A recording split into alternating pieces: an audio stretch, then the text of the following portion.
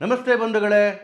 ಒಂದು ರಣಭಯಂಕರ ವ್ಯಕ್ತಿತ್ವದ ಮೇಲೆ ಬೆಳಕು ಚೆಲ್ಲತಕ್ಕಂತಹ ಈ ಒಂದು ಸುಂದರ ಎಪಿಸೋಡ್ಗೆ ತಮ್ಮೆಲ್ಲರಿಗೂ ಹಾರ್ದಿಕವಾದಂತಹ ಸ್ವಾಗತ. ದಯಮಾಡಿ ಬಂಧುಗಳೇ, ಎಚ್.ಎನ್. ಚಂದ್ರಶೇಖರ್ ಯೂಟ್ಯೂಬ್ ಚಾನಲ್ನ ಸಬ್ಸ್ಕ್ರೈಬ್ ಮಾಡಿ, ನಿಮ್ಮ ಸ್ನೇಹಿತರುಗಳಿಗೆ ಬಂಧುಗಳಿಗೆ ಸಬ್ಸ್ಕ್ರೈಬ್ ಮಾಡಲಿಕ್ಕೆ ಹೇಳಿ, ತಪ್ಪದೆ ಬೆಲ್ ಬಟನನ್ನು ಪ್ರೆಸ್ ಮಾಡಿ. ನೋಡ್ರಿ, ನಮ್ಮ ಸರ್ಕಾರ ಮೊದಲು ಎಲ್ಲರ ಮನೇಲೂ ಕನ್ನಡಿನ ಕಂಪಲ್ಸರಿ ಮಾಡಬೇಕು. ಈ ಕನ್ನಡಿ ನೋಡೋ ಅಭ್ಯಾಸ ಇಲ್ದಿರ ಏನಾಗ್ಬಿಡುತ್ತೆ ಅಂದರೆ, ಬೆಕ್ಕು ಸಿಂಹ ಅನ್ಕೊಂಬಿಡುತ್ತೆ, ಇಲಿ ಹುಲಿ ಅನ್ಕೊಂಬಿಡುತ್ತೆ, ಕೆಪರುಗಳು ಬುದ್ಧಿವಂತರು ಅನ್ಕೊಂಡ್ಬಿಡ್ತಾರೆ. ಇರಲಿ ಬಿಡಿ, ಇವತ್ತಿನ ಎಪಿಸೋಡ್ಗೂ ಈ ಕನ್ನಡಿಯ ಕಥೆಗೂ ಸಂಬಂಧ ಇಲ್ಲ. ಇವತ್ತಿನ ಎಪಿಸೋಡ್ ಏನು?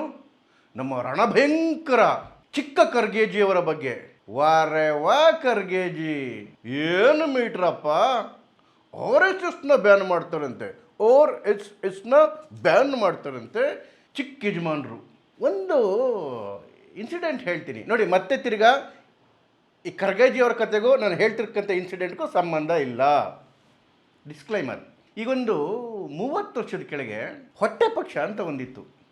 ಆ ಹೊಟ್ಟೆ ಪಕ್ಷದ ರಂಗಸ್ವಾಮಿ ಅಂಥೇಳಿ ಆ ಪಕ್ಷದ ಸಂಸ್ಥಾಪಕರು. ಈ ಹೊಟ್ಟೆ ಪಕ್ಷದ ರಂಗಸ್ವಾಮಿಗೆ ಪ್ರಚಾರದ ವಿಪರೀತ ತೆವಲು. 4 ಓಟ್ ತಗೊಳ್ಳೋ ಯೋಗ್ಯತೆಯೂ ಇರಲಿಲ್ಲ. ಹೇಗಾದರೂ ಮಾಡಿ ಪ್ರಚಾರ ಗಿಟ್ಟಿಸ್ಬೇಕಲ್ಲ ಅಂಥೇಳಿ, ಅದೇ ಹೇಳಿದ್ನಲ್ಲ, ಹೊಟ್ಟೆ ಪಕ್ಷ ಅಂತ ಮಾಡಿದ್ರು. ದೊಡ್ಡ ದೊಡ್ಡ ವ್ಯಕ್ತಿಗಳ ಮೇಲೆ ಎಲೆಕ್ಷನ್ ನಿಲ್ಲೋರು ಅವರು. ಇಂದಿರಾ ಗಾಂಧಿ ಮೇಲೆ ಎಲೆಕ್ಷನ್ ನಿಂತಿದ್ರು ಚಿಕ್ಕಮಂಗ್ಳೂರಿನಲ್ಲಿ. ರಾಮಕೃಷ್ಣ ಹೆಗಡೆ ಮೇಲೆ ಎಲೆಕ್ಷನ್ ನಿಲ್ಲೋರು, ದೇವೇಗೌಡರ ಮೇಲೆ ಎಲೆಕ್ಷನ್ ನಿಲ್ಲೋರು, ದೊಡ್ಡ ದೊಡ್ಡ ವ್ಯಕ್ತಿಗಳ ಮೇಲೆ ಎಲೆಕ್ಷನ್ ನಿಲ್ತಿದ್ದು. 7-8 ಓಟ್ ಬೀಳ್ತಿರ್ಲಿಲ್ಲ, ಅದು ಬೇರೆ ಪ್ರಶ್ನೆ. ಯಾಕೆ ನಿಲ್ತಿದ್ರು ಅಂತ ಹೇಳಿದ್ರೆ, ಈ ದೊಡ್ಡ ವ್ಯಕ್ತಿಗಳ ಮುಂದೆ ನಾನು ಎಲೆಕ್ಷನ್ ನಿಂತ್ಕೊಂಡ್ರೆ ಒಂದಷ್ಟು ಜನ ನನ್ನನ್ನು ಗುರುತಿಸ್ತಾರೆ, ನನ್ನ ಕಡೆಗೆ ಅಟೆನ್ಷನ್ ಬರುತ್ತೆ ಅಂತ ಹೇಳಿ. ಯಾರು ಗೊತ್ತಾ ಈ ರೀತಿ ಚೀಪ್ ಅಟೆನ್ಷನ್ನ ಬಯಸ್ತಕ್ಕಂಥವ್ರು? ಒಂದು, ಯೋಗ್ಯತೆ ಇಲ್ದವರು. ಎರಡನೇದು, ಪುಕ್ಸಟ್ಟೆ ಪ್ರಚಾರದ ವಿಪರೀತ ತೆವಲಿರೋರು. ಮೂರನೇದು, ಬಕೆಟ್ ಹಿಡ್ಕೊಂಡು ಯಾರನ್ನ ಓಲೈಸಬೇಕಾಗಿರೋರು. ನೋಡಿ, ಯೋಗ್ಯತೆಯನ್ನು ಸಂಪಾದನೆ ಮಾಡೋದು, ಬಿಟ್ಟಿ ಪ್ರಚಾರವನ್ನು ಬಯಸದೇ ಇರೋದು, ಬಕೆಟ್ ಹಿಡಿದೇ ಇರೋದು, ಇವೆಲ್ಲ ಪುರುಷರ ಲಕ್ಷಣಗಳು ಕಣ್ರಿ. ಆದರೂ ಕೂಡ ಅಕ್ಷರ ಜ್ಞಾನ, ಸಾಮಾನ್ಯ ಜ್ಞಾನ ಇಲ್ಲದೇ ಇರೋರು, ಕೈಯಲ್ಲೇನು ಕಿಸಿಯೋಕ್ಕಾಗದೇ ಇರೋರು ಕೂಡ ಪ್ರಚಾರವನ್ನು ಬಯಸೋದ್ರಲ್ಲಿ ತಪ್ಪೇನೂ ಇಲ್ಲ. ಪಾಪ ಅವ್ರದ್ದು ಹೊಟ್ಟೆಪಾಡು, ಬಯಸ್ಕೊಳ್ಳಿ. ಈಗ ಮೇನ್ ಕತೆಗೆ ಬರೋಣ. ಇದಕ್ಕೂ ಈ ಮೇನ್ ಕತೆಗೂ ನಾನು ಇಲ್ಲಿವರೆಗೂ ಹೇಳಿರೋ ಇನ್ಸಿಡೆಂಟ್ಗೂ ಸಂಬಂಧ ಇಲ್ಲ.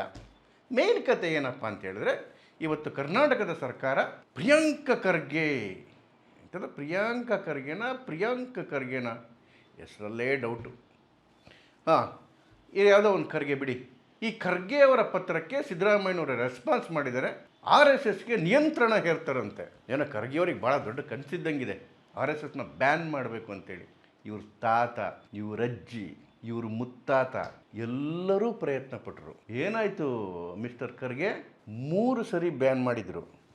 3 ಸರಿನೂ ನಿಮ್ಮ ಈ ತಾತ, ಅಜ್ಜಿ, ಮುತ್ತಾತಂದಿರು ಕೋರ್ಟ್ಗೆ ಅಫಿಡವಿಟ್ ಕೊಟ್ಟು ಬ್ಯಾನನ್ನು ಹಿಂತೆಗೆದುಕೊಂಡ್ರು.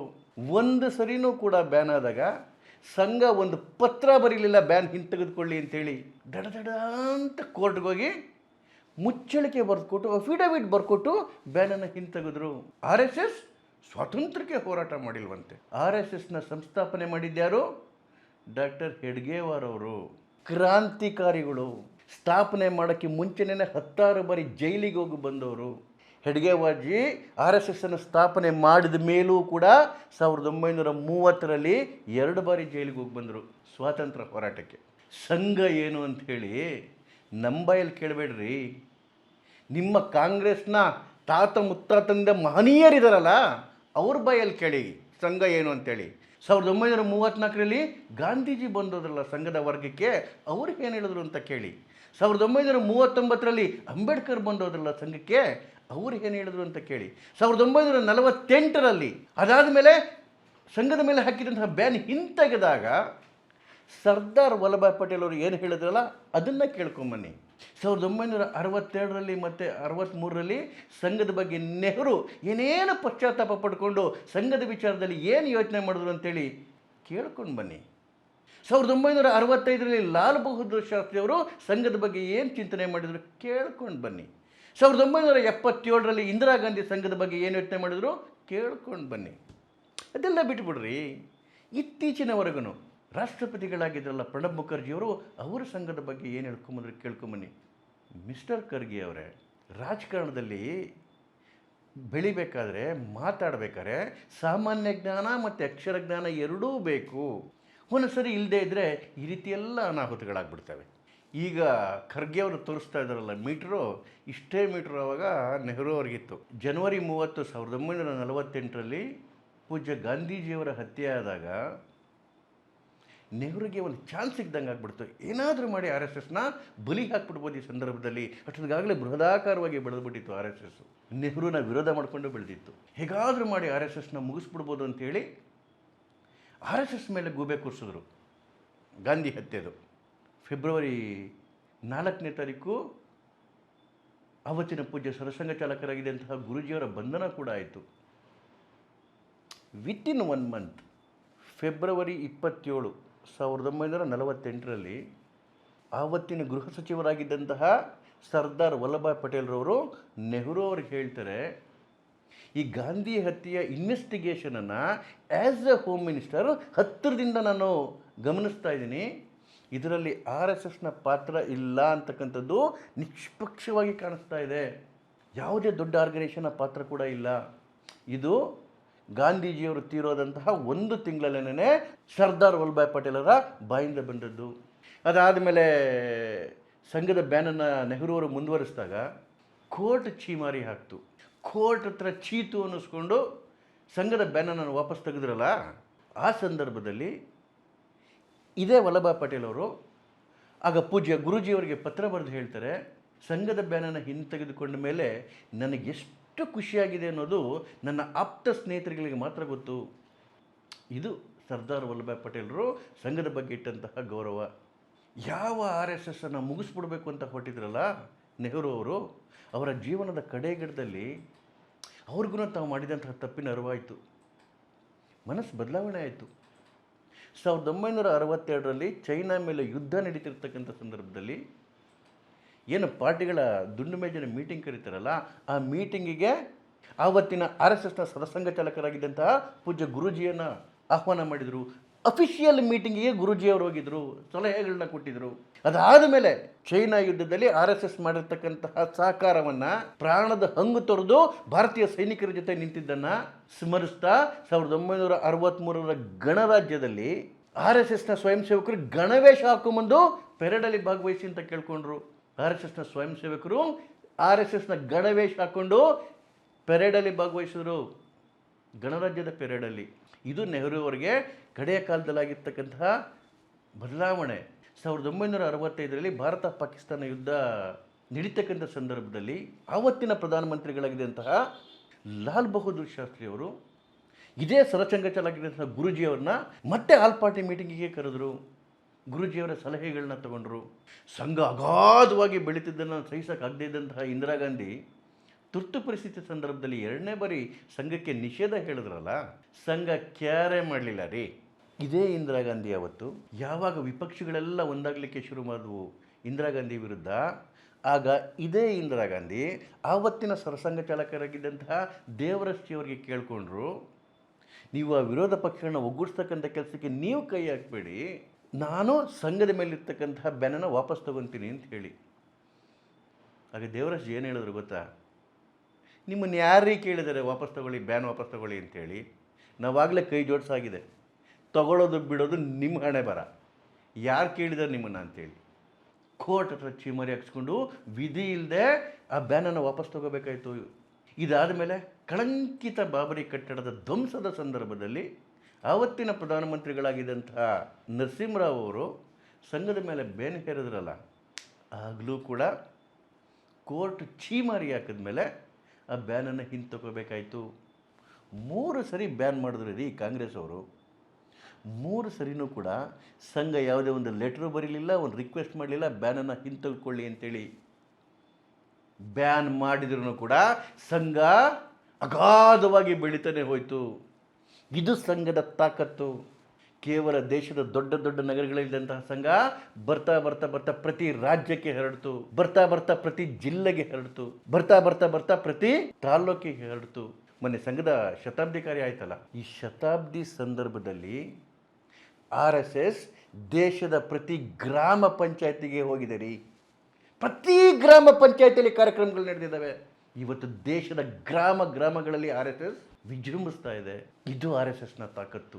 ಮಿಸ್ಟರ್ ಖರ್ಗೆ ಅವರೇ, RSS ಏನು, ಅದು ಹಿನ್ನೆಲೆ ಏನು ಅಂತ ಕೇಳ್ತಿರಲ್ಲ.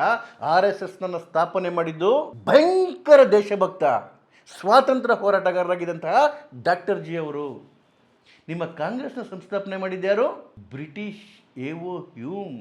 ಬ್ರಿಟಿಷರ ಗುಲಾಮರಾಗಿದ್ದಂತಹ ಈ ಮನಸ್ಥಿತಿಯವರಿಗೆ RSS ಬಗ್ಗೆ ಮಾತಾಡ್ತಕ್ಕಂಥ ಯೋಗ್ಯತೆ ಇದೆಯಾ? ಮಿಸ್ಟರ್ ಖರ್ಗೆ ಕೇಳ್ತಾರೆ, RSS ಏನು 10 ಕೆಲಸ ಮಾಡಿದೆ ನನಗೆ ಹೇಳ್ರಿ ಅಂತೇಳಿ. ಯಾವ ದೊಣ್ಣೆ ನಾಯಕ ಅಂತ ಹೇಳ್ಬೇಕ್ರಿ? RSS ಏನೇನು ಕೆಲಸ ಮಾಡಿದೆ ಅಂತೇಳಿ ಜಗತ್ತಿಗೆ ಗೊತ್ತಿರ್ತಕ್ಕಂಥ ಸತ್ಯ. ಯಾರೋ 8ನೇ ಕ್ಲಾಸ್ ಹುಡುಗ ಐನ್ಸ್ಟೀನ್ ಥಿಯರಿ ಸರಿ ಇಲ್ಲ ಅಂತ ಹೇಳಿದ್ರೆ, ಇಲ್ಲ ಸರಿ ಇದೆ ಅಂತ ಹೇಳೋಕ್ಕೆ ಐನ್ಸ್ಟೀನ್ ಬರಬೇಕಾ? ದೊಣ್ಣೆ ನಾಯಕನಿಗೆ ಬಂದು ಸಂಘ ಹೇಳಬೇಕಂತ ಏನೇನು ಕೆಲಸ ಮಾಡಿದೆ ಅಂತ, ಏನೇನು ಕೆಲಸ ಮಾಡಿದೆ ಅಂತೇಳಿ ಜಗತ್ತಿಗೆ ಗೊತ್ತಿದೆ. ಆದರೆ 2 ವಿಷಯ ಮಾತ್ರ ಹೇಳಕ್ಕೆ ಇಷ್ಟಪಡ್ತೀನಿ ಬಂಧುಗಳೇ. ಒಬ್ಬ ಸಾಮಾನ್ಯ ಪ್ರೈಮರಿ ಸ್ಕೂಲ್ ಟೀಚರ್ನ ಮಗ, ಜಾತಿ ಬೆಂಬಲ ಇಲ್ಲ, ಹಣ ಬೆಂಬಲ ಇಲ್ಲ, ಗಾಡ್ ಫಾದರ್ ಇಲ್ಲ, ವೋಟ್ ಬ್ಯಾಂಕ್ ಇಲ್ಲ, ಈ ರೀತಿ ಅತಿ ಸಾಮಾನ್ಯರಲ್ಲಿ ಸಾಮಾನ್ಯವಾಗಿದ್ದಂತಹ ಒಬ್ಬ ಹುಡುಗನ್ನ 3 ಬಾರಿ ಪ್ರೈಮ್ ಮಿನಿಸ್ಟರ್ ಮಾಡ್ತಕ್ಕಂತಹ ಒಂದು ಅಗಾಧ ಶಕ್ತಿ ಬಂತಲ್ಲ ಅಟಲ್ ಬಿಹಾರಿ ವಾಜಪೇಯಿ ಅವರಿಗೆ. ಆ ಶಕ್ತಿಯನ್ನು ತುಂಬಿದ್ದು ಯಾರು ಗೊತ್ತಾ? ಇದೆ RSS. ರೈಲ್ವೆ ಪ್ಲಾಟ್ಫಾರ್ಮಲ್ಲಿ ಟೀ ಮಾಡ್ಕೊಂಡಿದ್ದಂತಹ ಒಬ್ಬ ಹುಡುಗ, ಹಣ ಬೆಂಬಲ ಇಲ್ಲ, ಜಾತಿ ಬೆಂಬಲ ಇಲ್ಲ, ವೋಟ್ ಬ್ಯಾಂಕ್ ಬೆಂಬಲ ಇಲ್ಲ, ಗಾಡ್ ಫಾದರ್ಗಳಿಲ್ಲ, ಯಾರು ಇಲ್ಲದಿರ್ತಕ್ಕಂಥ ವ್ಯಕ್ತಿನ ಇವತ್ತು ಜಗತ್ತಿನ ಸರ್ವಶ್ರೇಷ್ಠವಾದ ವ್ಯಕ್ತಿಯನ್ನ ಮಾಡಿದ್ಯಲ್ಲ, ನಾಯಕನನ್ನಾಗಿ ಮಾಡಿದ್ಯಲ್ಲ, ಅದು ಹಿಂದೆ ಇರ್ತಕ್ಕಂಥ ಅಗಾಧ ಶಕ್ತಿ ಅದು ಗೊತ್ತಾ? ಇದೆ RSS. ಇವತ್ತು ರಾಷ್ಟ್ರಪತಿ ಇರ್ಬೋದು, ಪ್ರಧಾನಮಂತ್ರಿ ಇರ್ಬೋದು, ಗೃಹ ಸಚಿವರು ಇರ್ಬೋದು, ವಿದೇಶಾಂಗ ಸಚಿವರು ಇರ್ಬೋದು, ಇಡೀ ಮಂತ್ರಿಮಂಡಲ ಇರ್ಬೋದು, 10 ಮುಖ್ಯಮಂತ್ರಿಗಳಿರ್ಬೋದು, 100 ಮಂತ್ರಿಗಳಿರ್ಬೋದು, 1000 MLAಗಳಿರ್ಬೋದು, ಇವರೆಲ್ಲರನ್ನ ಸೃಷ್ಟಿ ಮಾಡಿದಂಥ ಇದು ದೈತ್ಯ ಶಕ್ತಿ ಇದೆಯಲ್ಲ, ಅದು RSS. ವಿಪರ್ಯಾಸ ನೋಡಿ, ಅಪ್ಪನ ಹೆಸರಿಲ್ಲದೆ ಒಂದು ಗ್ರಾಮ ಪಂಚಾಯತಿ ಎಲೆಕ್ಷನ್ ಗೆಲ್ಲಕ್ಕೆ ಯೋಗ್ಯತೆ ಇಲ್ದಿರ್ತಕ್ಕಂಥ ಒಬ್ಬ ವ್ಯಕ್ತಿ ಇಷ್ಟು ಅಗಾಧವಾದ ನಾಯಕರುಗಳನ್ನು ಸೃಷ್ಟಿ ಮಾಡಿರ್ತಕ್ಕಂತಹ RSSನ ಪ್ರಶ್ನೆ ಮಾಡ್ತಾರೆ. ಅಬ್ಬಬ್ಬ, ಇದಲ್ವೇ ವಿಪರ್ಯಾಸ? ಗ್ರಾಮೀಣಾಭಿವೃದ್ಧಿ ಸಚಿವರು, ಇಡೀ ಮಿನಿಸ್ಟ್ರಿನೇ ಎಕ್ಕುಟ್ಟೋಗಿದೆ. IT-BT ಸಚಿವರು, ಗುಂಡಿ ತಟ, ಕಸದ ತಟ ತಡ್ಕೊಳಕ್ಕಾಗದೆ ಇಂಡಸ್ಟ್ರಿಗಳೆಲ್ಲ ಕಿತ್ಕೊಂಡು ಬೇರೆ ಬೇರೆ ರಾಜ್ಯಕ್ಕೆ ಹೋಗ್ತಾ ಇದೆ. ಇವರ ಜಿಲ್ಲಾ ಉಸ್ತುವಾರಿ ಸಚಿವರು, 2 ತಿಂಗಳಿಂದ ಪ್ರವಾಹ ಬಂದು ಜನರ ಬದುಕು ಮೂರಾ ಬಟ್ಟೆ ಆಗಿದೆ. ಇವ್ರಿಗೆ ಸಂಬಳ ಕೊಡೋಕ್ಕೆ ಯೋಗ್ಯತೆ ಇಲ್ಲ ಅಂತೇಳಿ 4 ತಿಂಗಳಿಂದ ಸಂಬಳ ಕೊಟ್ಟಿಲ್ಲ ಅಂತೇಳಿ ಇವ್ರದ್ದೇ ತವರು ಜಿಲ್ಲೆನಲ್ಲಿ ಒಂದು ಗ್ರಂಥಪಾಲಕಿ ಆತ್ಮಹತ್ಯೆ ಮಾಡ್ಕೊಂಡಿದ್ದಾರೆ. ಒಂದು ಗ್ರಂಥಪಾಲಕಿಗೆ ಸಂಬಳ ಕೊಡೋಕ್ಕೆ ಯೋಗ್ಯತೆ ಇಲ್ದಿರೋ ನೀವು, ಇಡೀ ಜಿಲ್ಲೆಯನ್ನು ನರ್ಕ ಮಾಡಿರ್ತಕ್ಕಂಥ ನೀವು, ಇಡೀ ರಾಜ್ಯವನ್ನು ದಿವಾಳಿ ಮಾಡಿರ್ತಕ್ಕಂಥ ನೀವು, ನೆಟ್ಟ ಕೆಲಸ ಮಾಡೋಕ್ಕೆ ಯೋಗ್ಯತೆ ಇಲ್ಲದೆ RSS ಬಗ್ಗೆ ಮಾತಾಡ್ತೀರೇನ್ರಿ? ನಾಚಿಕೆ, ಮಾನ, ಮರ್ಯಾದೆ ಏನಾದರೂ ಇರೋರು ಏನನ್ಬೇಕ್ರಿ ಇವರಿಗೆ? ಇವ್ರು ಕುಣಿದಂಗೆ ಸಿದ್ದರಾಮಯ್ಯನವ್ರು ಯಾಕೆ ಕುಣಿತಾರೆ ಗೊತ್ತಾ? ಸಿದ್ದರಾಮಯ್ಯನವರು ಈ ಬಾರಿ ಆಗಿರೋಷ್ಟು ಬಲಹೀನ ಮುಖ್ಯಮಂತ್ರಿನ ಬಹುಶಃ ಕರ್ನಾಟಕ ಇತಿಹಾಸವೇ ಕಂಡಿಲ್ಲ. ಇವತ್ತೇನಾಗೋಗಿದೆ, ಪ್ರವಾಹದಲ್ಲಿ ಜನರ ಬಾಳು ಮೂರಾ ಬಟ್ಟೆ ಆಗಿದೆ. ಅವ್ರ ಜೊತೆ ನಿಲ್ಲಕ್ಕೆ ಅವ್ರಿಗೆ ಆಗ್ತಿಲ್ಲ. ಗುಂಡಿಗಳು ಬಿದ್ದು ನರಕ ಆಗೋಗಿದೆ ಬೆಂಗಳೂರಿನ ಬಾಳು. ಇವರಿಗೆ ಗುಂಡಿ ಮುಚ್ಚೋಕ್ಕೆ ಯೋಗ್ಯತೆ ಇಲ್ಲ, ಸಂಬಳ ಕೊಡೋಕ್ಕೆ ಯೋಗ್ಯತೆ ಇಲ್ಲ, ಸರ್ಕಾರಿ ಬಸ್ಗಳು ಎಲ್ಲೊಂದಲ್ಲಿ ಕೆಟ್ಟು ನಿಂತಿದ್ದಾವೆ, ಅವನ್ನ ರಿಪೇರಿ ಮಾಡ್ಸೋಕ್ಕೆ ಯೋಗ್ಯತೆ ಇಲ್ಲ, ಸಂಬಳ ಕೊಟ್ಟಿಲ್ಲ ಅಂತೇಳಿ ಸಣ್ಣ ಪುಟ್ಟ ಸರ್ಕಾರಿ ನೌಕರರು ಆತ್ಮಹತ್ಯೆ ಮಾಡ್ಕೊತಿದ್ದಾರೆ. ಇವ್ರಿಗೆ ಅವ್ರ ಜೊತೆ ನಿಲ್ಲಬೇಕಾದಂತಹ ಯೋಗ್ಯತೆ ಇಲ್ಲ. ಬ್ರಹ್ಮಾಂಡ ಭ್ರಷ್ಟಾಚಾರ ನಡೀತಾ ಇದೆ. ಇಂಥ ಸಂದರ್ಭದಲ್ಲಿ ಕೋರ್ಟ್ಗಳು ಚೀತು ಅಂತ ಇದ್ದಾವೆ, ಜನ ಚೀತು ಅಂತ ಉಗಿತಾ ಇದ್ದಾರೆ, MLAಗಳು ಚೀತು ಅಂತ ಇದ್ದಾರೆ, ಮೀಡಿಯಾಗಳು ಚೀತು ಅಂತ ಇದ್ದಾವೆ. ಇಂಥ ಸಂದರ್ಭದಲ್ಲಿ ಈ ಮೀಡಿಯಾ ಅಟೆನ್ಷನ ಅಥವಾ ಜನರ ಅಟೆನ್ಷನ್ನ ಡೈವರ್ಟ್ ಮಾಡೋದಕ್ಕೆ ಏನಾದರೂ ವಿಷಯ ಸಿಕ್ಕರೆ ಸಾಕು ಸಿದ್ದರಾಮಯ್ಯನವ್ರಿಗೆ. ಒಂದು 3-4 ದಿನ ಆ ಕಡೆ ಗಮನ ಹೋಗ್ಬಿಟ್ರೆ ಸಾಕು.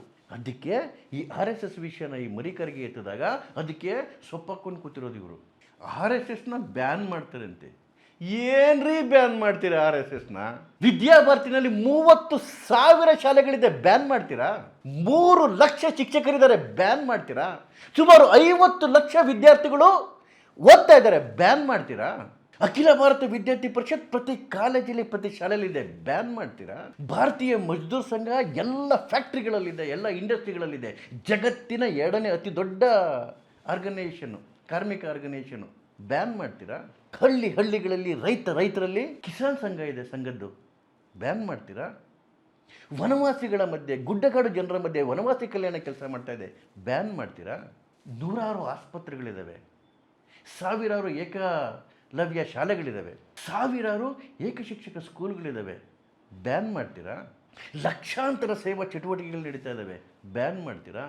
ಸುಮಾರು 5 ಲಕ್ಷ ಜನ ವಾಲಂಟಿಯರ್ಸು ಸಂಸ್ಕೃತ ಭಾರತಿಯಲ್ಲಿ ಕೆಲಸ ಮಾಡ್ತಿದ್ದಾರೆ, ಬ್ಯಾನ್ ಮಾಡ್ತೀರಾ? ಲಕ್ಷಾಂತರ ಜನ ವಿಶ್ವ ಹಿಂದೂ ಪರಿಷತ್ತಲ್ಲಿ ಕೆಲಸ ಮಾಡ್ತಾ ಇದ್ದಾರೆ, ಬ್ಯಾನ್ ಮಾಡ್ತೀರಾ? ಸಂಘ ಯಾವುದೋ ಒಂದು ತಾಲ್ಲೂಕಲ್ಲಿ, ಒಂದು ಜಿಲ್ಲೆಯಲ್ಲಿ, ಒಂದು ರಾಜ್ಯದಲ್ಲಿ ಇರೋದಲ್ಲ ರೀ. ಇವತ್ತು ಜಗತ್ತಿನ 156 ದೇಶಗಳಲ್ಲಿದೆ. 60 ಲಕ್ಷಕ್ಕೂ ಹೆಚ್ಚು ಕಮಿಟೆಡ್ ಕಾರ್ಯಕರ್ತರಿದ್ದಾರೆ, ಕೋಟ್ಯಾಂತರ ಸ್ವಯಂ ಸೇವಕರಿದ್ದಾರೆ. ಯಾರನ್ನ ಬ್ಯಾನ್ ಮಾಡ್ತೀರಿ? ಏನನ್ನ ಬ್ಯಾನ್ ಮಾಡ್ತೀರಿ? ನಿಮ್ಮ ಯೋಗ್ಯತೆಗೆ ಆ ಚಿಲ್ಟು ಪುಲ್ಟು ತಿಮ್ರೋಡಿ ಅಲ್ಲಿ ಇಲ್ಲಿ ಓಡಾಡ್ತಾ ಇದ್ದಾನೆ, ಅವನ್ನೇ ಬಂಧನ ಮಾಡೋಕ್ಕೆ ಯೋಗ್ಯತೆ ಇಲ್ದಿರೋ ನೀವು RSSನ ಬ್ಯಾನ್ ಮಾಡ್ತಾರಂತೆ. RSSನ ಮುಟ್ಟಕ್ಕೆ ಬಂದರೆ ಏನಾಗುತ್ತೆ ಗೊತ್ತಾ? ರಾವಣನ ಕತೆ ಏನಾಯ್ತು ಗೊತ್ತೇನ್ರಿ? ಆಂಜನೇಯನ ಶಕ್ತಿ ಗೊತ್ತಿಲ್ಲದೆ ರಾವಣ ಆಂಜನೇಯನ ಬಂಧಿಸ್ತೀನಿ ಅಂತ ಹೋದ. ಏನಾಯಿತು?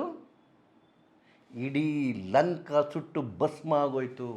RSSನ ಸುದ್ದಿಗೆ ಬಂದರು ಅಷ್ಟೇನೆ, ಇಡೀ ಕಾಂಗ್ರೆಸ್ ಸುಟ್ಟು ಭಸ್ಮ ಆಗೋಗುತ್ತೆ. ಎಲ್ಲ 2-3 ರಾಜ್ಯದಲ್ಲಿ ಅದೃಷ್ಟದ ಮೇಲೆ ಅಧಿಕಾರ ಮಾಡ್ತಿದ್ದೀರ.